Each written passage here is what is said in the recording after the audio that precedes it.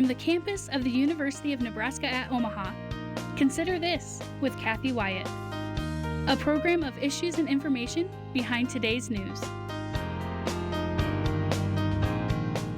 Luke chapter 10, Jesus is speaking to a group of people and teaching them about the great commandment to love God with your heart, soul, mind, and strength, and to love your neighbor as yourself. When a lawyer says, "Who's my neighbor?" Jesus then tells this important and pretty famous parable about the Good Samaritan. An Israelite is along the road and is attacked by robbers and left for dead. Two of his countrymen walk by and see him, but choose not to help for their own reasons. A third man comes by. He's the Samaritan, a person who is kind of part of the Israelite nation, but considered a half-breed, kind of despised by the Hebrew people, and probably by the man who's wounded on the road. But this Good Samaritan stops. He stops, he tends to his wounds, he makes sure that he gets to a place of safety, and at his own expense and at his own peril, he helps this man and provides for his well-being so that he can be healed. Hi everyone, I'm Kathy Wyatt. Welcome to the 27th season and this week's edition of Consider This. Our topic, Good Samaritans. Joining us to talk more about it are Kent and Kevin Warneke. Brothers, they are lifelong Nebraskans, print journalists, and authors. Now retired, Kent also serves as a professional in residence at UNL's College of Journalism and Mass Communications. Kevin is in nonprofit administration and fundraising. Now, in addition to these two gentlemen, we have four other guests who will be joining us via Zoom. Three Good Samaritans and a man who is living proof of the difference Good Samaritans can make. Let's begin by going back to the gentleman who opened our program. He is Pastor Richard Snow, president of the Nebraska District of the Lutheran Church Missouri Synod. He joins us via Zoom from Seward. Welcome, Pastor Snow. Thank you for letting me be here. You betcha. Hey, I want to begin by asking you, why is that parable of the Good Samaritan so important? I think fundamentally we struggle kind of in two separate ways. One is our struggle with selfishness, and the second is our struggle with independence.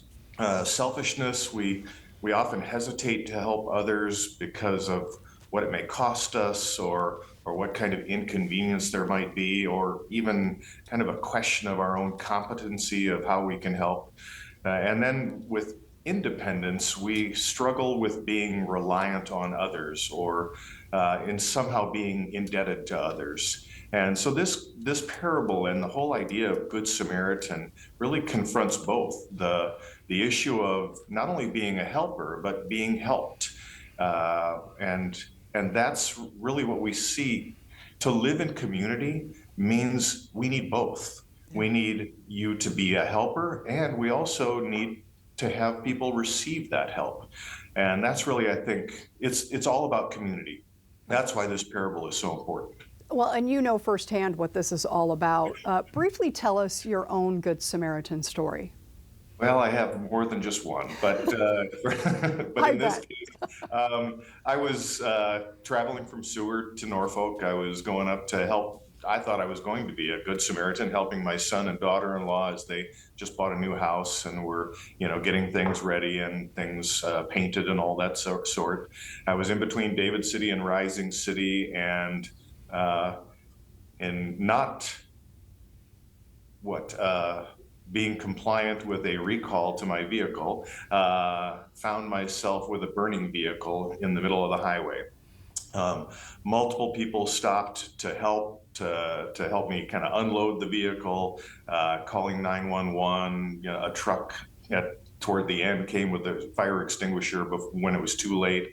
But then really in addition to all those people helping, the volunteer firefighters coming out of Rising City, and I called the pastor in that area and said, is there any way you can help me get a ride back to Seward? And he said, well, I think I can actually do better than that. If you still want to go up to Norfolk, I've got a way. I think I have somebody that'll let you borrow their vehicle. And so actually one of the grandmothers of one of the firefighters just lovingly and graciously allowed me to take her pickup and said, you can have it for the whole weekend. I don't need it. Bring it back whenever you're able.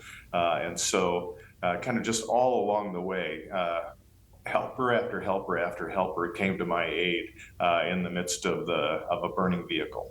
Wow, thank you very much for sharing that, Pastor Snow, and for all that you're doing for your community as a pastor, but also as a Good Samaritan. We appreciate you being here today and opening our program for us. Absolutely. Thank you very much. You bet, you bet. Kent, that story can be found in a recently published book. Before we talk about the book, though, what's important to know about Kent Warnke? Both my brother and I, we grew up in Plainview, Nebraska, and we learned a lot about newspapering and community journalism from our father, our late father, who was the publisher of the weekly newspaper in Plainview for many years. We both then went to the University of Nebraska-Lincoln and earned degrees in journalism. After that, I spent 5 years at the Omaha World-Herald, editing, reporting, etc. And then I spent the bulk of my career, 30 plus years, as the editor of the Norfolk Daily News. And not surprisingly, when you're there for that long of a time, you can think back to some of the big stories that you were involved with, the 2002 U.S. bank shootings in Norfolk, the Pilger tornado in 2014, the floods of 2019. But as significant and as important as those stories were, the ones that I perhaps remember the most are the smaller stories where you see individuals being encouraging and uplifting and heartwarming and helping others, and those stick with me now that I'm retired as much as the big stories. Wow, thank you. Kevin, you took a bit of a different path. Tell us about that. Started as a journalist. We were both at the World Herald at the same time. We never shared a byline, which we'll talk about a little bit later. But I was called in a different direction and eventually ended up leading the Ronald McDonald House in Omaha, where we provided a home for families with sick children who came to Omaha, gave them a place to stay. That helped me learn that no matter how poorly I thought things were happening to me, things going wrong, my life was so great compared to these families, that needed this help. And the generosity of our community came forth time and time and time again. And so had a long stay there and then learned how to fundraise. And now I'm with a company called the Steyer Group that helps others with their fundraising. So it's been a wonderful career that started in journalism. I still love to write, and we'll talk about that in a little bit too. So all this time, I look for opportunities to write, even though I'm no longer a journalist. Okay, what a great segue into you, Kent. Back to you now, right? So tell us the story, near Tilden, Nebraska, October 2013. Correct. A little over 10 years ago, Harlan Brandt, who was in his early 60s at the time, was driving an older front loader without a cab on Highway 275 toward Tilden because it was in need of repairs. And he was doing all the right things. The tractor was really off the side of the road, as the shoulder as much as possible. He had the slow-moving vehicle sign on the back of it. But unfortunately, there was one driver that wanted to pass him and perhaps was driving a little bit too fast and got too close. And as he passed Harlan's front loader, it clipped the rear wheel of the front loader. And as you can about imagine, the front loader rolled and basically disintegrated under Harlan. Harlan ended up hitting the pavement, suffering numerous injuries, the most serious of which was a gaping wound to his skull, where it was basically split open. There was a profusion of blood all over. In fact, one of the persons who came to his assistance, who subsequently has passed away, was a lifelong friend of Harlan's. And there was so much blood that as she was helping him and others involved in the accident, she didn't even recognize him and realize it was her friend until she got home later that day and learned about it from her husband. That shows how serious it was. So in many respects, as our book cover talks about, he could have died, maybe he should have died. Harlan believes that God saved him for a reason, and part of that reason may have been to allow a host of modern-day Good Samaritans to work collaboratively to come to his rescue and save his life. Wow, let's put up the cover of the book. And Kevin, as we're doing that, I want you to tell us how this all came about. So Harlan lives close to Norfolk, where Kent was editor, and he approached Kent and said, "I've got a story to tell, about his near-death experience." Kent listened, and eventually I had a conversation with Harlan too. We did some research and found that story has been done many times. People have had near-death experiences. We found a website, there's thousands of examples. So we thought about it, and we thought, what if we told the story from the perspective of the people who came to Harlan's rescue? Let's build them up, lift them up.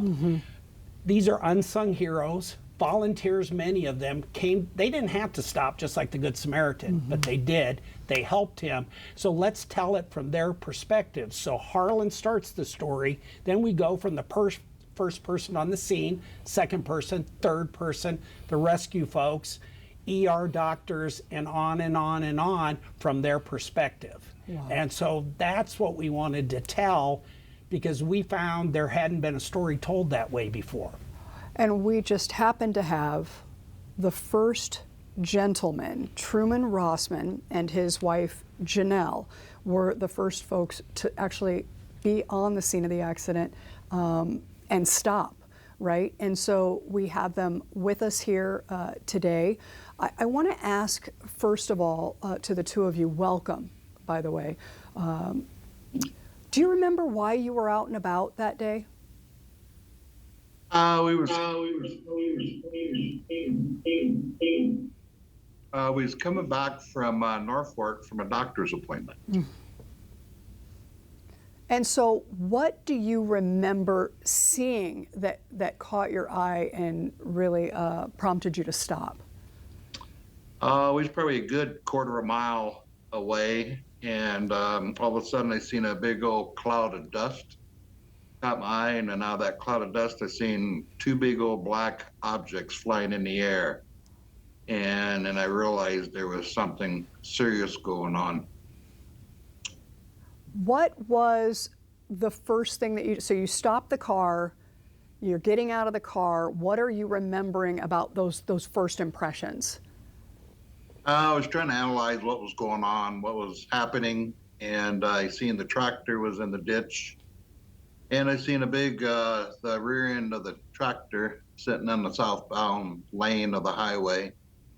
And I was trying to figure out what was going on there. And all of a sudden I looked down and there was Harlan sitting on the ground, leaning up against a tire. Truman, what was the first thing you did then? You see this, I mean, trying to get past I can't even imagine the absolute disbelief of what you are witnessing here. What do you do at that point? I don't know. It just kind of kicked in, I guess. I knelt down and asked him if he was all right, and he was kind of mumbling there, and I seen he was bleeding really bad. And as we pulled up, I told Janelle, I says, call 911. We're west of Tilden, about 3 or 4 miles, bring an ambulance. And I looked down there, and Harlan was bleeding real bad. So I told Janelle, I says, go grab a towel and put it on his head. And I got some water, and he kept wanting to get up, but I says, no, you can't get up, Harlan. You got to wait for the ambulance. Wow. How long was it, do you think, before Diane Morgan arrived on the scene? Oh, I would guess it was a good 5 to 10 minutes at the most. Okay. All right. We have Diane here with us. Diane is an RN, and I understand that the three of you know each other.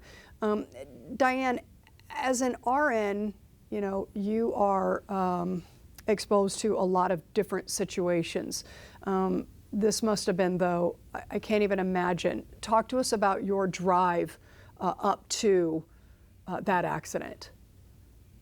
Well, I was with two other women. We had been shopping in Norfolk and we're headed home. And when we got real close, there was a truck in front of us that was stopped. And we didn't know for sure why, but then when we got a little closer, we saw all this stuff on the highway. And I said, oh my gosh, there's something really going on here. I said, I gotta go. I gotta get out there. And then that's when I got close enough, and then Truman, he yelled at me, and then I noticed where he was, and I saw where Janelle was, and then that's when I went over to Truman. Okay. As a nurse, what needed to be happening with Harlan as you're waiting for this ambulance to arrive? Well, first I asked if one had been called. Yes, the ambulance was on its way. Okay. Then he had so much blood loss. I mean, there was a lot of blood just because it's a head wound that happens. And I was trying to see if he was with it or what was going on that way. And he just visited with me like he knew me forever, And then he wanted to get up. And Truman kept telling him no, he had to lay there till the ambulance got there. And I told him it was because, we probably need to protect that neck because we don't know what's happened with that.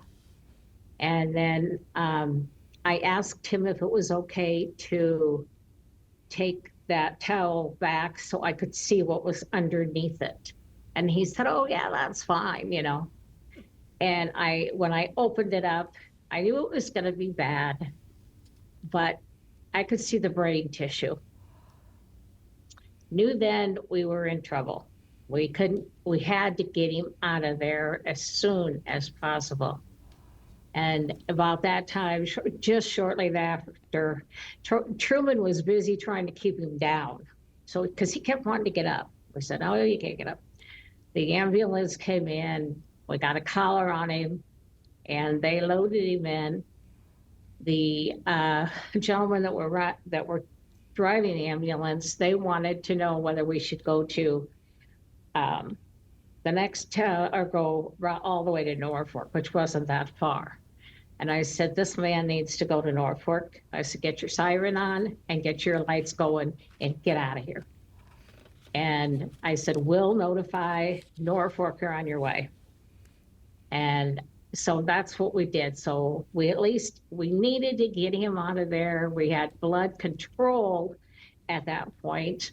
So it was easier for the firemen and the EMTs or whichever they were to get him out of there. They still had to watch and make sure the bleeding hadn't started up again and keep the towel and the pressure on that wound.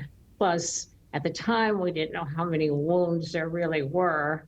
There were more on his head, and they had to handle the bleeding and keep that under control till he got to Norfolk.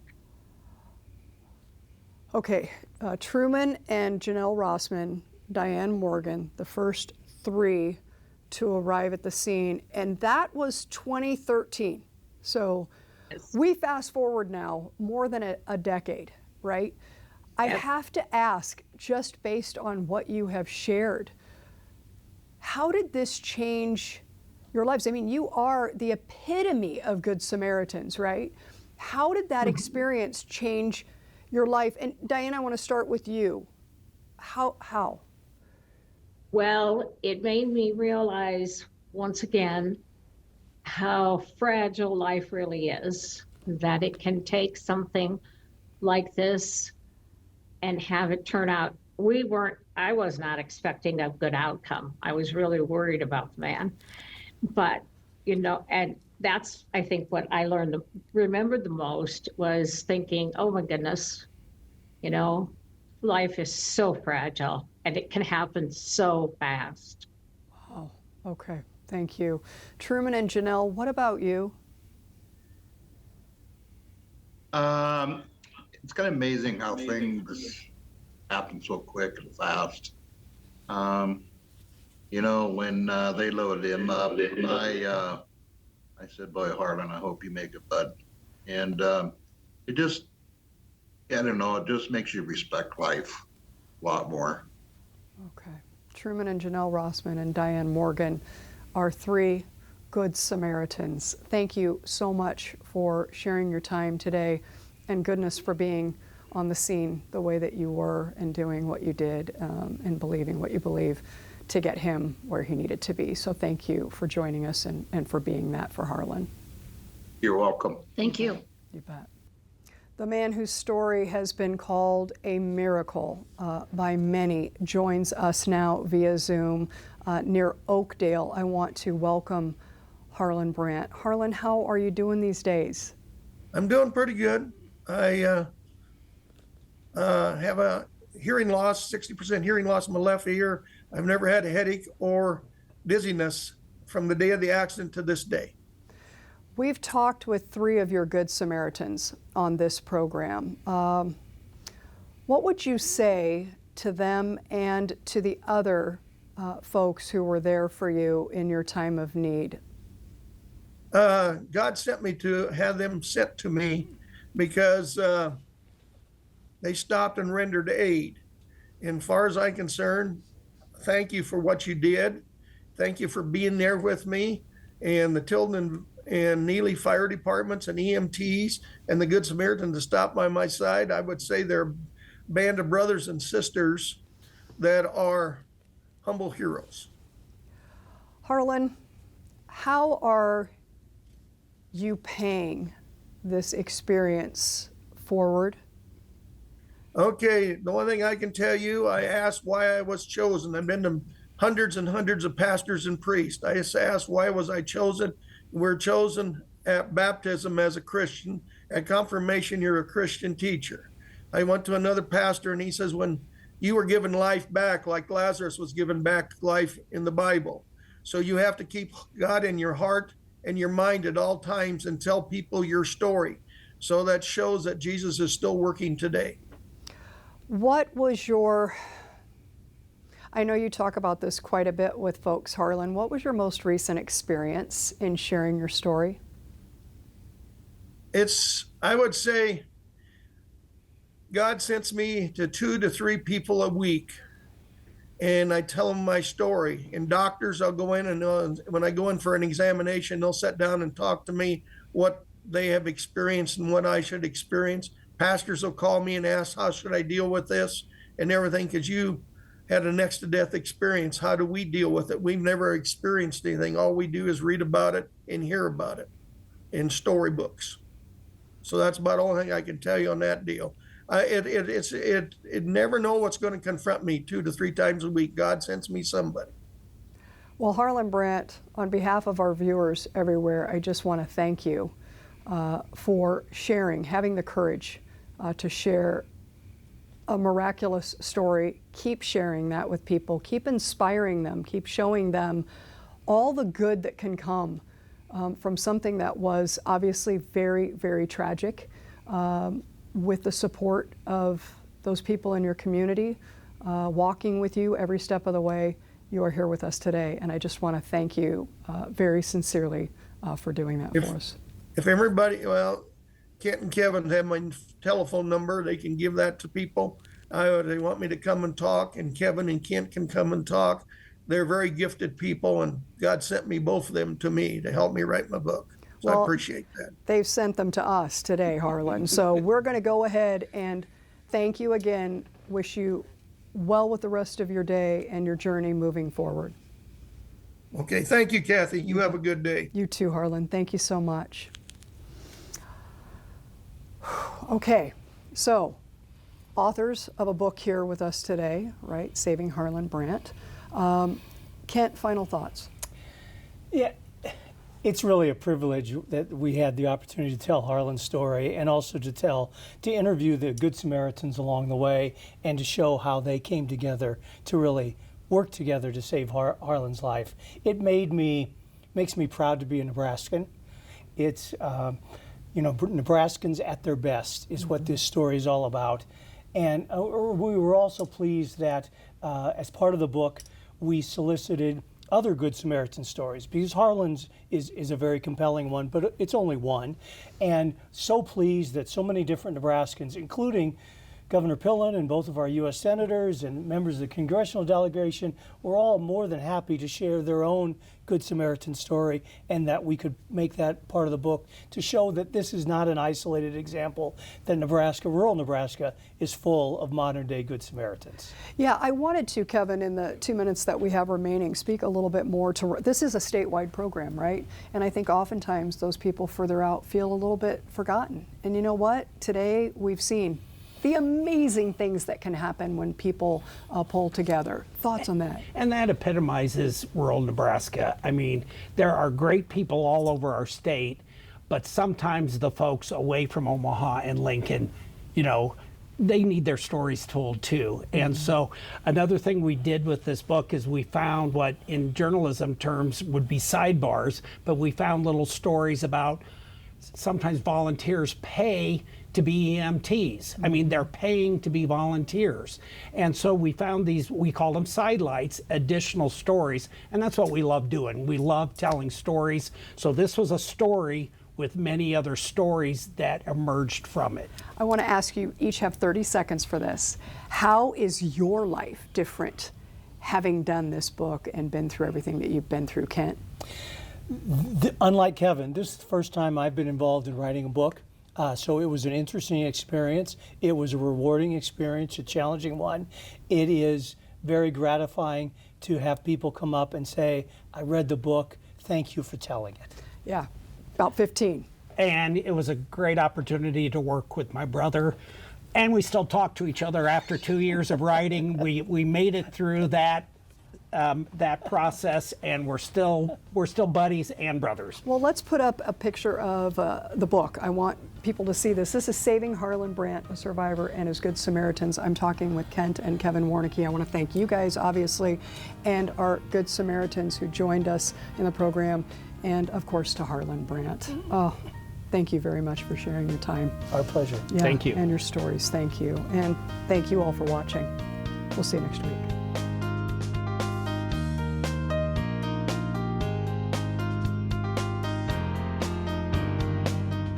Consider This is an issues and information program produced by UNO Television in the School of Communication. More information and program archives can be found at nebraskapublicmedia.org/considerthis. If you'd like to share your comments about this program, call the UNO School of Communication at 402-554-2600 during regular business hours. Or send an email to cwyatt@unomaha.edu.